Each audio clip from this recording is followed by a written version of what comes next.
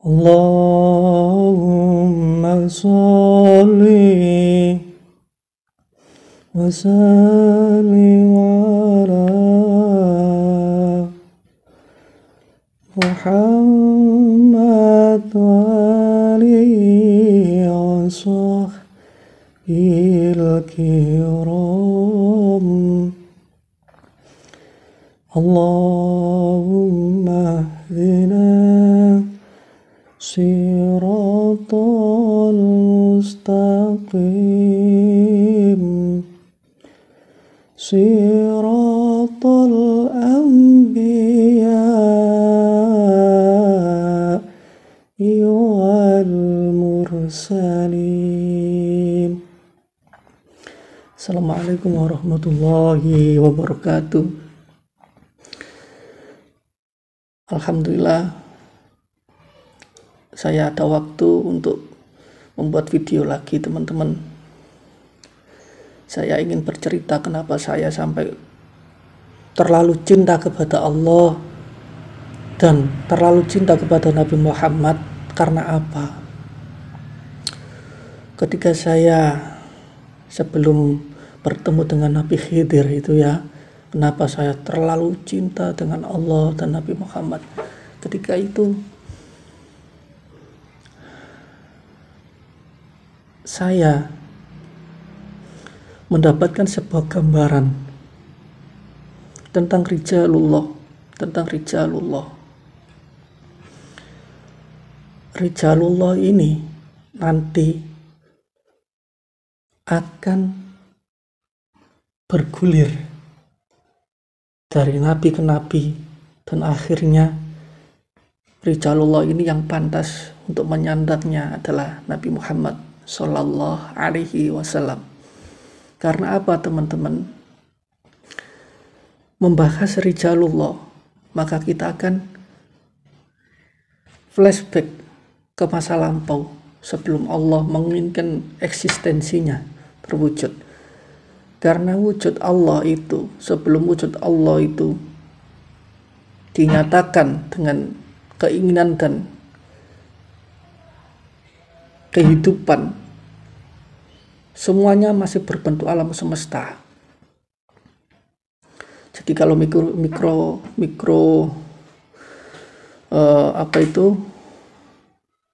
alam kecil kita ini ya kan diibaratkan adalah gambaran mikrokosmos, makrokosmos, seperti itu. Jadi kalau tubuh yang paling luar ini adalah langit pertama ya kan, agak ke dalam darah dan kulit. Langit kedua sampai menyentuh nanti roh yang ada di dalam, itu langit ketujuh. Dan kebalikannya, kalau makrokosmos itu seperti ini, planet satu ini kan, dunia ke satu ini ada galaksi Magellan, galaksi Bima Sakti itu masih di langit pertama, kedua, ketiga, keempat, kelima, keenam, ketujuh, baru itu Allah. Nanti arahnya ke situ, teman-teman. Jadi Allah itu kan terwujud dari sebuah keinginan dan sebuah kekuatan yang hidup, sehingga kekuatan yang hidup ini bersatu menjadilah Allah. Makanya keinginan ini nanti adalah simbol dari kalam dan simbol dari nafsu, keinginan. Perempuan simbol lebih dominan kepada perempuan, dan yang kekuatan dan kehidupan ini condong kepada laki-laki, dan itu adalah kecondongan Allah. Dan keinginan ini adalah condongnya kepada kolam dan nafsu-nafsu, sehingga kalau hanya kekuatan dan kehidupan saja, tidak ada keinginan, maka tidak akan terjadi seperti di dalam keluarga itu kan. Kalau di dunia ini hanya laki-laki, mungkin tidak ada keinginan untuk bekerja dan lain-lain, untuk beristri, mempunyai anak, sehingga film di dunia ini tidak akan terjadi seperti itu Allah. Maka terjadilah Allah itu karena ada kehidupan dan berkekuatan, berkemampuan, dan ada keinginan, sehingga terjadilah Allah. Maka Allah pertama kali mengenalkan dirinya itu di ayat kursi, teman-teman. Allahu la ilaha illah. Allah itu menyaksikan dirinya tidak ada yang lain. Udah ada orang lain ini. Dan Allah menunjukkan sifat pertama adalah Hayyun Qayyum, kehidupan dan berkemampuan. Makanya saya dulu pernah berkata seperti ini, aku tidak mau mati. Kalau aku mati, Allah akan mati. Bayangkan, seandainya mati itu bukan pengertian yang mati itu jasad kita sudah tidak kuat, kena penyakit, terus kita mati di alam barzah. Saya mengartikan mati ketika saya fana itu, kalau seandainya Allah itu musnah, tidak hidup, tidak berkemampuan, bayangkan teman-teman, seluruh kehidupan ini akan hilang. Seluruh kehidupan ini akan hilang, karena porosnya adalah di Allah. Makanya nanti kembalinya ke Ya Hayyu Ya Qayyum. Makanya Syekh Abdul Qadir Jailani dan yang lain-lain mengatakan Ismul A'zam itu di sini, karena tidak akan orang itu menghasilkan sifat-sifat yang lain kalau dia tidak hidup dan tidak berkemampuan. Contoh saja,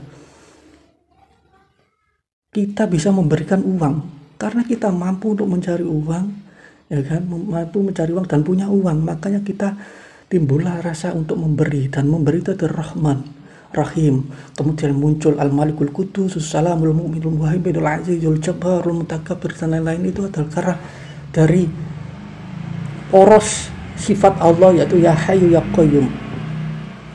Makanya Bismillahirrahmanirrahim itu kan rahasianya ada di titik, di nutfah titik itu kan.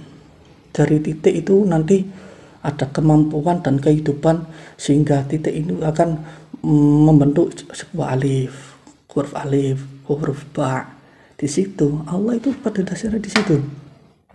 Ya Hayyu Ya Qayyum itu. Makanya nanti Allah itu di ayat kursi kan, Allahu la ilaha illa wal hayyul qayyum. Oh, kok gak ada yang selain aku ini? Bagaimana ini? Masa iya? Tapi kalau saya bersaksi, kok gak ada ini Tuhan selain saya ini? Makanya di situ Allah menciptakan makhluk namanya Nur Muhammad. Nur Muhammad itu panggilan. Nur itu kan artinya kan kesadaran, pencerahan, seperti itu. Makanya di dalam ilmu tasawuf itu mewakilkan makhluk yang pertama diciptakan dari Allah itu adalah Nur Muhammad. Untuk apa? Untuk menyaksikan dirinya. Benar tak? Aku ini hanya seorang saja yang menguasai alam semesta ini. Kata Nur Muhammad, benar. Siapa saya? Siapa kamu? Kata Allah, kamu adalah penciptaku dan aku adalah ciptaanmu. Saksikan Nur Muhammad di sini.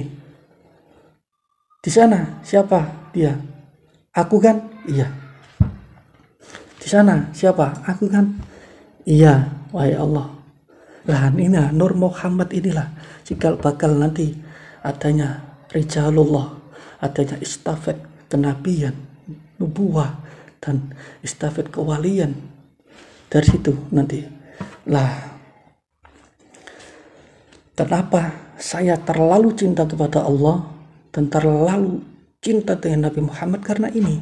Nanti ada cerita seperti ini, teman-teman. Rahasia yang saya dapatkan ketika fana seperti ini, teman-teman. Jadi lebih gampangnya biar teman-teman bisa lebih gampang ya. Allah itu sendirian di alam semesta. Sebelum adanya Allah itu, dia itu sudah hidup, berkemampuan, terus ada keinginan. Jadi alam semesta ini tidak ada yang mengotor, hidup. Tapi yang hidup ini belum terwujud. Terus ada keinginan ini, muncullah Allah. Seperti itu, teman-teman. Terus Allah menciptakan Nur Muhammad. Kemudian dari Nur Muhammad itu Allah menciptakan keinginan tadi yang sumbernya dari tadi loh, yang hidup, berkemampuan, kemudian bersatu menjadi Allah. Lah yang keinginan ini menjadi kolam. Nah, kolam ini adalah catatan-catatan. Dia yang membuat catatan seluruh alam semesta ini. Dari Allah menciptakan arsy, ya kan? Sampai nanti ada catatan Allah itu membuat Allah itu menciptakan malaikat dari Nur Muhammad itu kan, cahaya itu kan. Nanti Allah itu menciptakan malaikat. Kemudian Allah menciptakan surga neraka, Allah menciptakan Abu Jan, bapak jin, karena malaikat tidak berani untuk ditantang oleh Allah. Jika kamu ingin masuk surga dan neraka ini, kamu harus membuat film di dunia, kamu harus membuat film. Terus malaikat tidak mau kan, karena dia tidak punya nafsu, karena Allah membuat seorang makhluk ya kan, Abu Jan. Dari Abu Jan ini Allah langsung menciptakan pasangannya dari tubuhnya seperti Nabi Adam. Jadi nafsu itu bukan hanya di Nabi Adam. Dulu sebelum Nabi Adam, Abu Jan sudah diberi nafsu, kemudian diturunkan ke bumi. Lah di catatan ini Allah sudah tahu semuanya, bahwa nanti akan ada Azazil. Azazil ini akan murtad, tidak patuh dengan Allah, karena apa? Allah menciptakan Adam. Nah di situ kan Allah kan sudah mengerti semua, teman-teman. Jadi di sini kenapa saya kok terlalu cinta dan terlalu amarah dengan Azazil, karena setiap roh yang diciptakan menjadi manusia, baik itu dari sunatullah atau yang sudah diproses di bumi dari ayah dan ibu menjadi anak, dan dari awal Adam tercipta, itu saya itu merasa ya Allah, rohnya Allah dibakar oleh makhluknya, tersiksa di neraka. Allah itu juga marah. Jadi kalau ada seperti ini, Allah itu orang jahat, itu Allah yang mengurusi. Enggak, semua ciptaan makhluknya Allah itu diberi kebebasan sunatullah, seperti itu. Jadi di catatan itu sudah ada. Loh, kenapa kok pas di Al-Quran pas terjadi perdebatan Allah dengan iblis, kok Allah seakan-akan makar? Iya, walaupun dia sudah tahu ya kan. Terus dia sisi begini loh, kalam itu tulisan, produsernya kan Allah. Jadi nanti ada sunatullah dan kudratullah. Jadi kenapa kok kita pakai doa, pakai usaha? Karena nanti suatu saat kalau Allah ingin mengabulkan doa kita, takdir itu bisa dirubah, teman-teman. Takdir itu bisa berubah. Nah nanti kembalinya ke situ nanti kembalinya ke Azazil, iblis ini. Allah itu begini loh, teman-teman. Bayangkan saya produser. Ini yang jadi lakonnya nanti ya kan. Dari sini nanti pertikaian dari sini. Nanti saya kan seperti ini. Iya pas nulis, tapi kalau sudah jadi film, orang itu akan terbawa emosi, terbawa menangis dan bahagia di dalam film itu. Ini loh teman-teman. Jadi seperti itu. Hakikatnya Allah sudah tahu, ya kan? Allah sudah tahu.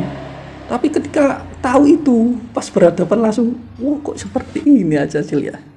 Seperti ini. Ternyata ada cerita, tapi Allah sudah tahu cerita itu. Cerita nanti ada makhlukmu yang bernama Muhammad, yang itu mewarisi jiwa akhlaknya Nur Muhammad yang pertama. Makanya diramalkan di kitab-kitab suci itu Ahmad. Allah berserta Muhammad disingkat menjadi Ahmad. Lah inilah nanti yang membuat Allah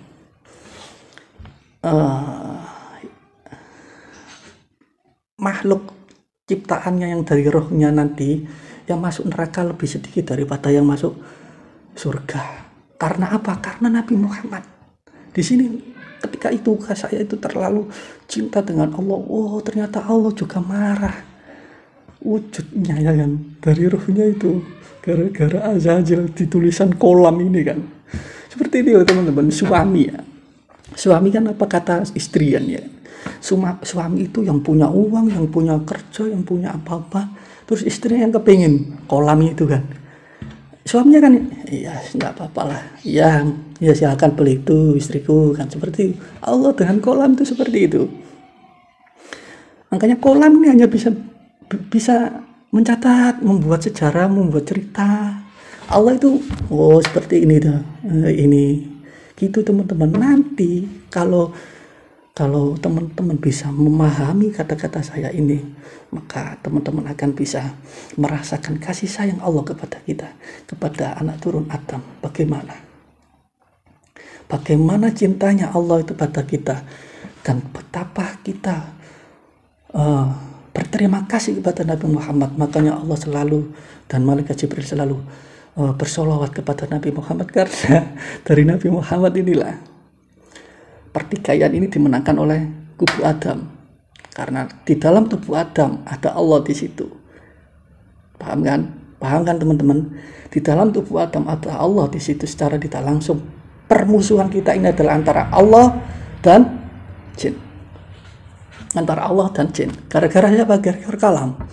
Tapi Allah itu mengizinkan. Makanya nanti ada qudratullah, ada sunatullah.